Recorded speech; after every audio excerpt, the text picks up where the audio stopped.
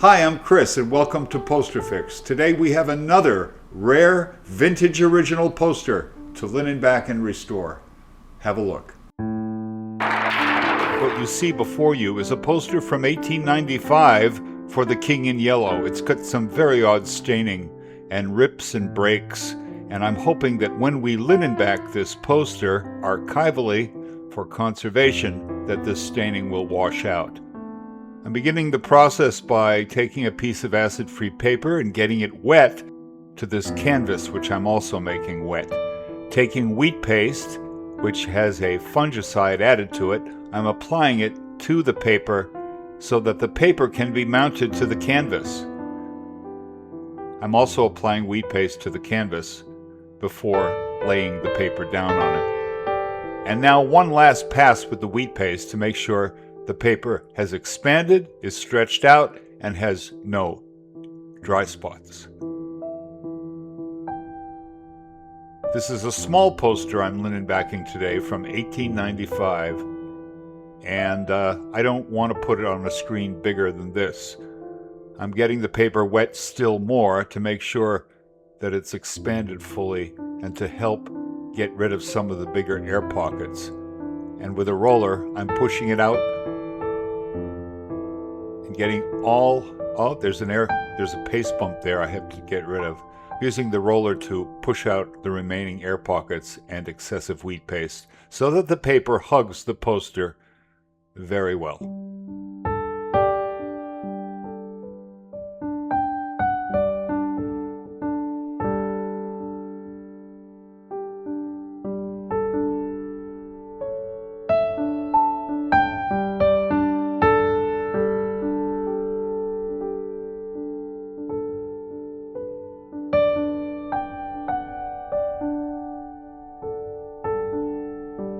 And now my one last tuck, and the screen has been prepared for the poster.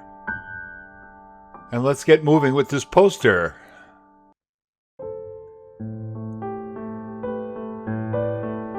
Some of it is just being held together by a thread. I think it might be best to apply the wheat paste directly to the acid-free paper and lie the poster down on top of it.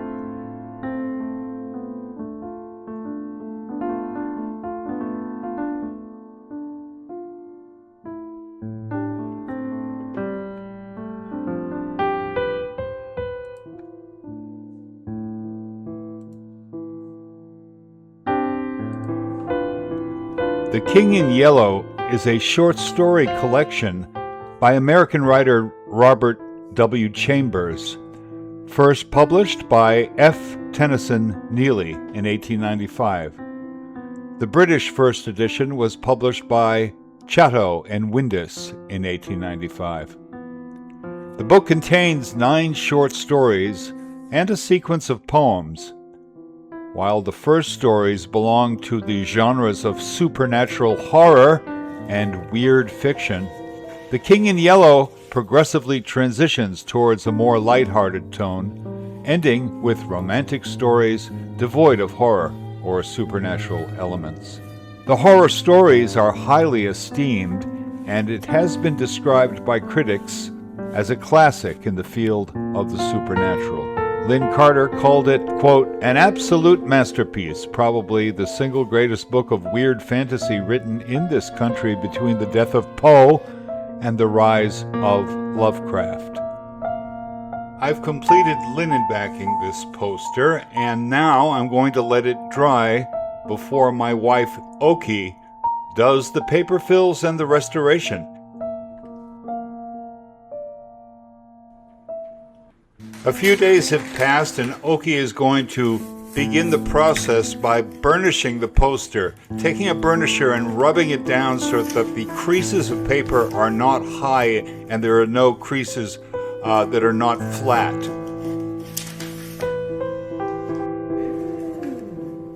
Not all of it you need, but some of it has writing on it for the letters. See the T?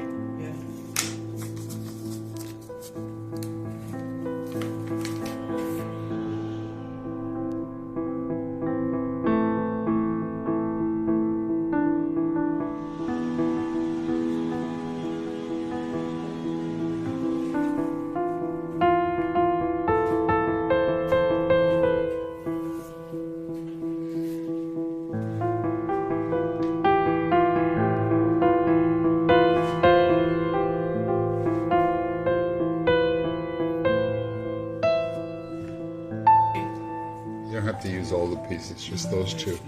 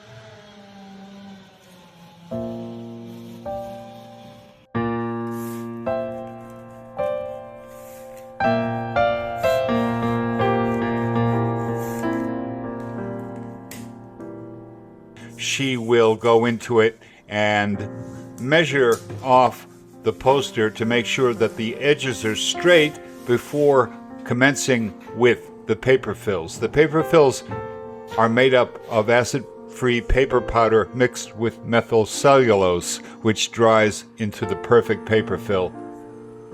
And once that application is complete, she will go into it and sand it down. I must confess I have not read this book by Chambers, but I would like to. What I'm learning about it, I'm reading about online. But I'm so amazed by the illustration, and it's signed by the author. So obviously the author, Chambers, did this drawing. The only other name that's on it seems to be the etching of the printer or the lithographer's signature in the lower left-hand corner. And I'm also amazed that it is such a beautiful illustration coming from the United States of America. I thought when I first saw it that it was an English publication, but no, it's American, 1895, the year before my grandmother was born.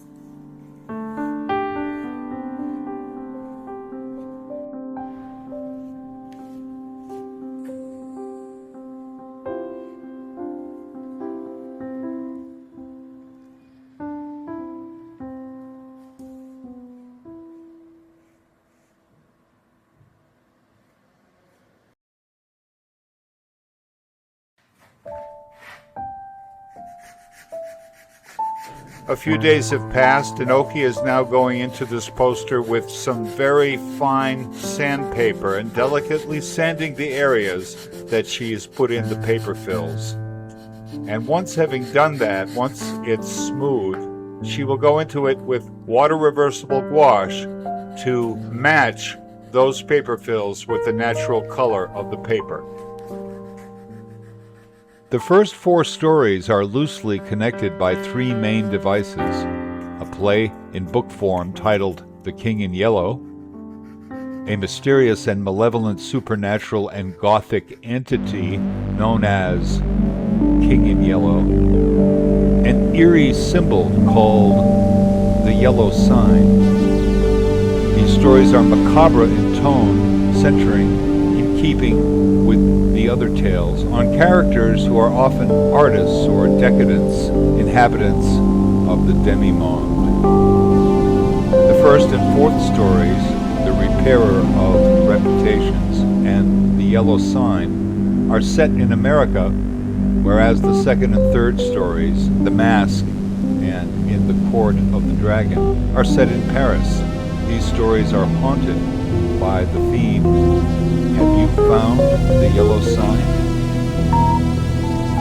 The macabre character gradually fades away during the remaining stories, and the last 3 are written in the romantic fiction style common to Chambers' later work. H.P. Lovecraft read The King in Yellow in early 1927 and included passing references to various things and places from the book. The first season of True Detective, a 2014 American anthology crime drama television series created by Nick Pizzolatto, references a figure called the Yellow King. Allusions to the King in Yellow can be observed in the show's dark philosophy. It its recurring use of Carcosa and the Yellow King as motifs throughout the series, and its symbolic use of yellow as a thematic signature that signifies insanity and decadence.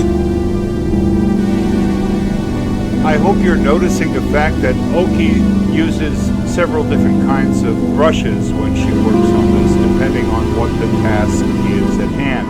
Sometimes she uses a wide, flat brush. Sometimes she uses a detailed brush, and different kinds of brushes for different tasks.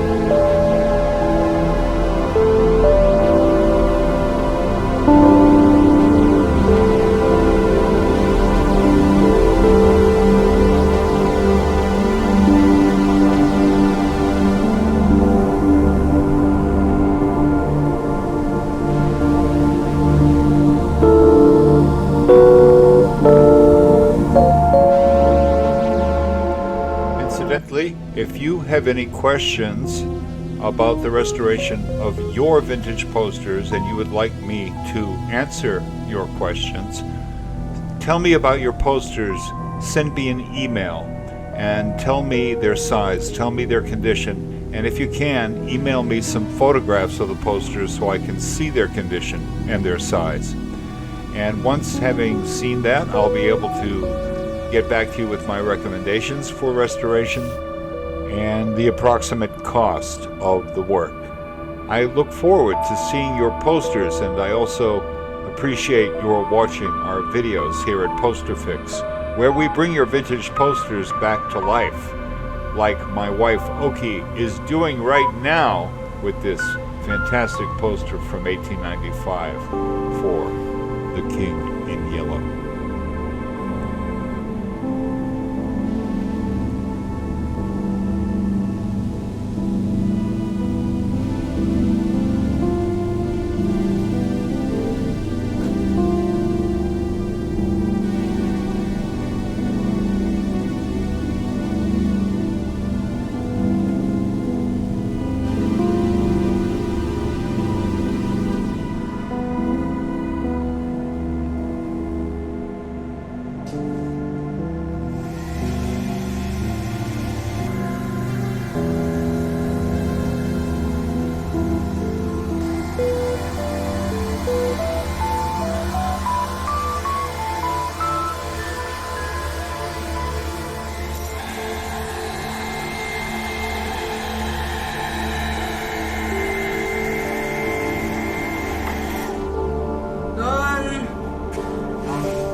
Thank you.